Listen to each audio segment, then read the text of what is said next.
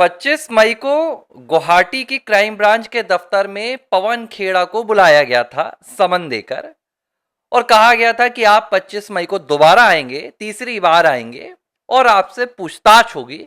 और आपसे पहले 23 मई को रणदीप सुरजेवाला को भी समन जारी किया था असम की पुलिस ने।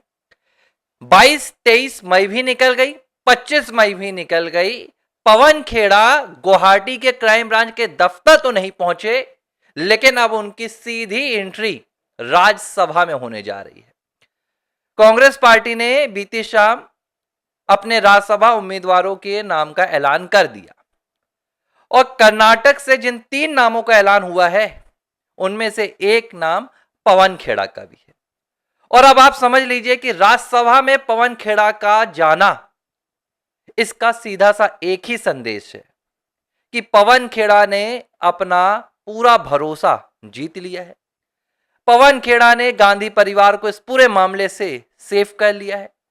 पवन खेड़ा ने यह साबित कर दिया है गांधी परिवार के सामने कि चाहे कुछ हो जाए, पवन खेड़ा ये रिनिकी भुइया शर्मा वाले मामले में कांग्रेस पार्टी के किसी बड़े नेता का नाम सामने आने नहीं देंगे। और मैं कह रहा था, मैंने पिछले 2-3 वीडियोस में कहा कि अब लगता है शायद हिमंता बिस्वा शर्मा भूल चुके हैं। उन्होंने तुरंत मुख्यमंत्री बनने के बाद थोड़ी सी मीडिया में चकाचौंध फैलाने के लिए फटाफट बुलवाया। 12 तारीख को शपथ लेते हैं, 13 तारीख को पवन खेड़ा गुवाहाटी में बुलाए जाते हैं, 14 को भी बुलाए जाते हैं। 2 दिन का दिखावा हुआ, इसके बाद ना तो कोई समन जारी हो रहा है, ना मामले में रणदीप सुरजेवाला पहुंचे, उनको भी समन जारी किया गया था, वो भी नहीं पहुंचे। 25 को पवन खेड़ा को पहुंचना था, वो भी नहीं पहुंचे। मतलब क्या है? मतलब यह है कि सारा चुनाव खत्म हो गया। जितनी मीडिया की वाहवाही लूटनी थी लूट ली गई, जितना पेलना था वो चुनाव के पहले तक पेला गया। अब ना तो कोई यहां पर बहुत भारी भरकम जांच होती दिख रही है, ना पवन खेड़ा को पकड़ने की कोशिश की जा रही है, ना तो उसके मास्टरमाइंड को कि रिनिकी भुइया शर्मा इस जाली दस्तावेज के पीछे असल मास्टरमाइंड कौन था, कोई पता नहीं लगा रहा है। और अब क्या होगा? अब तो भाई राज्यसभा पहुंच गए हैं, अब तो पवन खेड़ा की ताकत बढ़ गई। कल तक तो पवन खेड़ा कुछ भी नहीं थे, सिवाय कांग्रेस पार्टी के आपके प्रचार प्रमुख थे और मीडिया प्रभारी थे, मीडिया प्रमुख थे। आज तो अब उनके पास ताकत बढ़ गई। अब हिमंता बिस्वा शर्मा क्या कर पाएंगे? मुझे समझ में नहीं आ रहा है कि आखिर ऐसा क्यों किया गया। और यह एक मामला नहीं है, मैं आपको ऐसे तमाम मामले उंगलियों में गिना दूंगा जिसमें मीडिया के सामने बहुत हल्ला किया गया, तरह तरह की खबरें वहां पर भिजवाई गई मीडिया के लिए, लेकिन आखिर में उन मामलों में कुछ नहीं हुआ। अब आप देख लीजिए गौरव गोगोई मामला, आईएसआई एजेंट का असम से निकल कर आया। खुद मुख्यमंत्री हिमंता बिस्वा शर्मा ने इस मामले में प्रेजेंटेशन दिया था।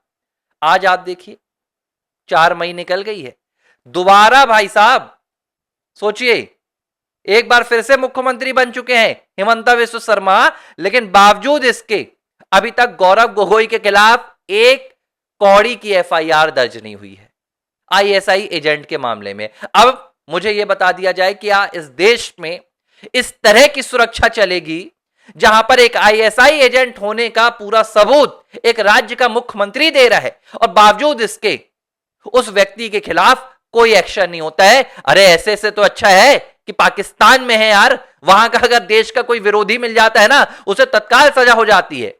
ये लेकिन राजनीति है, ये राजनीति है। मैं आपको बता रहा हूं, केंद्र एक्शन लेगी, एसपीजी एक्शन लेगी, इंटेलिजेंस एक्शन लेगी, कोई नहीं लेगा। जिसके खिलाफ एक्शन लेना होता है, ये भाजपा की सरकार वाले हों, चाहे असम के सरकार वाले या केंद्र के, भाई घर से उठा ले जाते हैं। मैं सीधे बता रहा हूं, ऐसे सैकड़ों मामले हैं, कोई कितना भी बड़ा दिग्गज क्यों ना हो, उसके घर से उठा ले जाते हैं, लेकिन गौरव गोगोई के खिलाफ एक्शन नहीं लेना है। यह राजनीतिक पार्टनरशिप होती है। इसमें कहा जाता है कि भाई चुनाव में हम आपके खिलाफ बोलेंगे, आप हमारे खिलाफ बोलो, जनता को जो रिझा ले, इसके बाद हमारा तुम्हारा हिसाब बराबर, न तुम हमारे खिलाफ एक्शन लोगे ना हम तुम्हारे खिलाफ एक्शन लेंगे। यह सीधी सी बात होती है। पवन खेड़ा मामला अब कहां पर पहुंचा है, कोई जवाब नहीं दे रहा है। हिमंता बिस्वा शर्मा भूल चुके हैं। सवाल यह नहीं है कि हिमंता उसके खिलाफ एक्शन क्यों नहीं ले रहे हैं। मैं कोई पवन खेड़ा का दुश्मन नहीं हूं कि मुझे पवन खेड़ा को जेल में देखना है, कि मुझे कांग्रेस पार्टी के हर नेता को जेल में देखना है। मेरा बस इतना सा कंसर्न है, मेरा सिर्फ इतना सा एक सवाल है कि जनता को बेवकूफ क्यों बनाया गया? अगर पवन खेड़ा के खिलाफ कोई एक्शन नहीं लेना था तो जनता की भावनाओं से क्यों खेला गया कि भाई कांग्रेस पार्टी वालों ने इतना बड़ा यहां पर जालसाजी का कांड कर दिया? अगर कांग्रेस पार्टी वाले इतना बड़ा जालसाजी का कांड करके बच सकते हैं, एक मौजूदा मुख्यमंत्री की पत्नी के खिलाफ प्रोपोगेंडा फैलाकर राज्यसभा जा सकते हैं, तो आम आदमी की ये क्या गत करेंगे? कौन इसका जवाबदेह है? कौन जवाब देगा? अब हिमंता बिस्वा शर्मा नहीं बोलेंगे मैं पेलूंगा, खात्मा भैया। मैं देखिए एक बात तो मैं स्पष्ट तौर पर कह रहा हूं, इस देश के जो भाजपा बताती है कि दुश्मन है, आज तक भाजपा ने उनके खिलाफ कोई एक्शन नहीं लिया है। 2014 के पहले लंबी लिस्ट चलती थी, कपिल सिब्बल भ्रष्टाचारी, अभिषेक मनु सिंघवी भ्रष्टाचारी, सोनिया गांधी भ्रष्टाचारी, राहुल भ्रष्टाचारी, प्रियंका भ्रष्टाचारी। कहां है ये भ्रष्टाचारी? हमारे और आपके सर पर ही तो बैठे हैं। अब आके चार लोग यहां पर मुझे दिमाग मत दीजिएगा कि तुम नहीं जानते, अंदर मास्टर माइंड चल रहा है, मास्टर प्लान चल रहा है। अरे 12 साल में तुम भ्रष्टाचारियों को अंदर नहीं कर पाए तो तुम किसे अंदर करोगे? सब दिखावा है फिर तो, ये राजनीति है। फिर क्यों वादा किया था तुमने 2014 से पहले कि तुम इन भ्रष्टाचारियों को, देश के दुश्मनों को अंदर करोगे? आज भी वही चल रहा है। राहुल गांधी का विदेशी, राहुल गांधी का जॉर्ज सोरोस वाला सच, राहुल गांधी का भाई यूमान वाला सच लाकर इंफॉर्मेशन देते हैं भाजपा के मंत्री और कहते हैं राहुल गांधी तो भारत के खिलाफ साजिश रच रहा है। अरे इनको आईपीसी पढ़ाओ, किरण रिजिजू को साजिश रचने वाले के खिलाफ कौन सी धारा लगती है? संसदीय कार्य मंत्री बनकर बैठे हैं और पवन खेड़ा के खिलाफ एक्शन नहीं होता है, तो मैं सीधे तौर पर कहूंगा यह असम की जनता के साथ छलावा है, यह असम की जनता की भावनाओं के साथ भाजपा का खिलवाड़ है। आज वो राज्यसभा पहुंच रहे हैं, प्रधानमंत्री के बगल में पहुंच रहे हैं, तुम अभी तक चार्जशीट नहीं पेश कर पाए, तुम एक एक्शन नहीं ले पाए सिवाय एक एफआईआर के। एफआईआर क्या होती है? एफआईआर तो भाई राजनेताओं के माथे का तिलक होता है, वो लगती है तो उनका और प्रमोशन होता है। कह रहे थे भाई इंफॉर्मेशन लीक होकर आ रही थी कि राहुल गांधी का नाम बता दिया होगा। हिमंता ने कहा था मेरा खुद ही कह रहे हैं पवन खेड़ा तो बेकसूर है, मेरा टारगेट राहुल गांधी है। अब हिमंता आप जाकर राहुल गांधी को पकड़ लीजिएगा, पवन खेड़ा तो पहुंच गए राज्यसभा और आप अपनी मीडियाबाजी अब करते रह गए।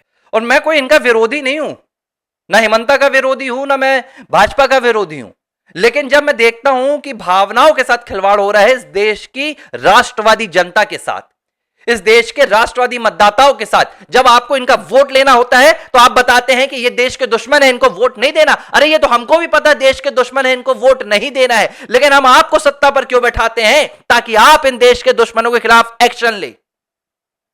राहुल के खिलाफ आज तक एक एफआईआर नहीं हुई, 12 सालों में रिकॉर्ड है।